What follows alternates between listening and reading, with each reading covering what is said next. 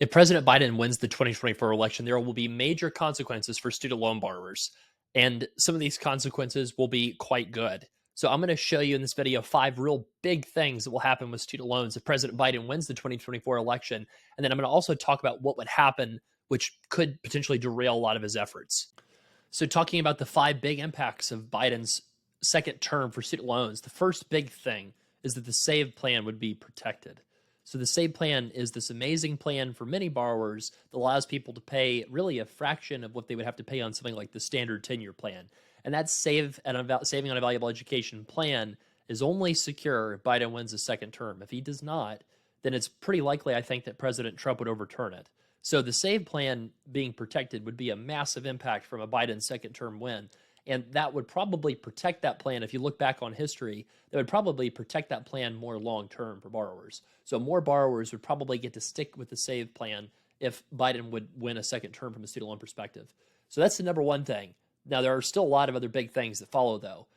Another big thing that would happen is President Biden would probably have a lot of regulations that would help borrowers that would be released in a second term, similar to the IDR account adjustment, similar to the PSLF waiver, that would get more people forgiveness. So more student loan borrowers would get more ways to have their loans discharged. So that's the second one, really. A lot of the things that President Biden accomplished in his first term were all through executive action, right?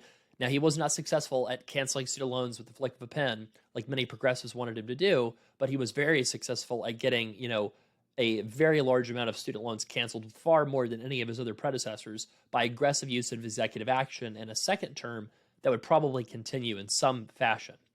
Now, the third big thing that would probably occur in a second Biden term is maybe, and I say probably, it really is more like a maybe the courts let cancellation 2.0 stand. And the reason why is because President Biden is going after interest specifically in his second effort to cancel student loans on a widespread basis.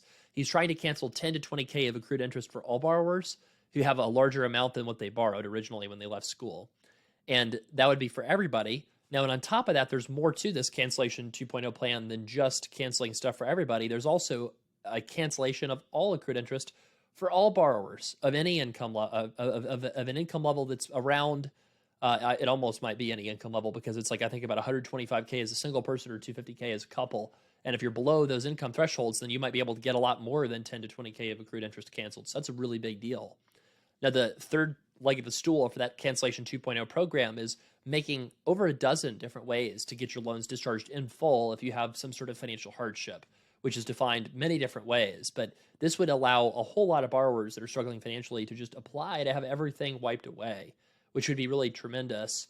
And the fourth big thing from a Biden second term student loan wise is how much easier it would be to get loans, especially loans borrowed for-profit schools, forgiven with borrower defense applications. So if a borrower feels like a school screwed them over, they can just go type in borrower defense studentaid.gov and they'll find the spot to go submit an application to claim that their school misled them on the value of the education they borrowed for. And under the current kind of programs, you're supposed to have your application reviewed. Now, the problem is the Trump administration slow-walked that. And the Biden administration has been trying to very aggressively move a lot of borrowers that went to for-profit schools, and move them through the process quickly to get all their loans discharged. So the second Biden term would probably see that same stuff happen, but in a bigger way, right? So things like art institutes or closed schools or schools that have questionable ROI, especially for-profit schools, the Biden administration in a second term would probably be very generous and aggressive at getting rid of people's debts in that case. Now, the fifth big thing you might see on student loans in a second Biden administration is a lot of these temporary changes that happen during the IDR account adjustment or PSLF waiver, things like granting a lot of different credit for people in a long-term forbearance, or granting folks credit for different kinds of deferment, or, I mentioned the SAVE plan, but, more generous treatment of interest accrual and lower payments for borrowers. You might see that all codified into law. And the reason being is in a second Biden term, he really does have a strong position in terms of getting a lot of these student loan policies that he's had to use through temporary powers to try to make them permanent. Now, the big thing, as I promised, that could derail a whole lot of the Biden administration's student loan agenda in a second potential administration for them, if they win the 2024 election, is what I call the tax bomb cliff. So in 2026, specifically, tax-free forgiveness expires. So tax-free forgiveness expires in 2026. The only exception to that is the PSLF program that stays tax-free. But all the other types of forgiveness and cancellation as well would suddenly become taxable income once again. And so if you're a Republican congressperson or senator, you have a very strong incentive to not agree to that, because it's the only bit of, ammunition or, bargaining power that you have. There's no leverage that you've got besides not agreeing to making student loan forgiveness tax-free. So if you don't agree to that, unless you trade something for it, that's what might occur in the second Biden term. So in a second Biden term, think about what that would mean, right?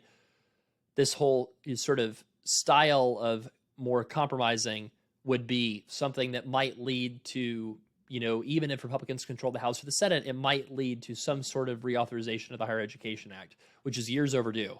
And if that got done, what you might see is Republicans say, well, we want to cap plus loans. We want to get rid of the most generous parts of the SAVE plan, perhaps, but we'll agree to some version of the SAVE plan, and maybe it's codified into law and made permanent, instead of the current state where an administration could come in that disagrees with it and wipe it away with no consequences.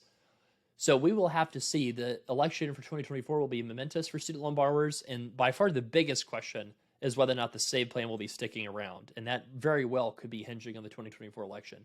If you have any comments or questions, put them in the comments, and follow Student Loan Planner for more analysis like this. Thanks, everyone.